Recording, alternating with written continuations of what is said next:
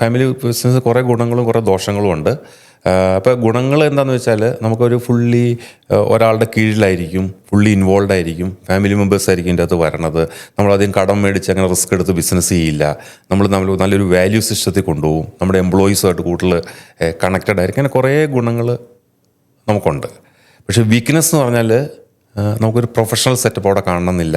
ഇതുപോലെ emotional decision making എടുത്തോടെ problem ഉണ്ടാക്കാം. ഫ്യൂച്ചറിനെ പറ്റി അതിന് മാത്രം തിങ്ക് ചെയ്യണമെന്നില്ല. സിസ്റ്റംസ് വരണമെന്നില്ല. നല്ല നല്ല ആൾക്കാർ നമ്മൾ കൂടുതൽ വർക്ക് ചെയ്യണമെന്നില്ല.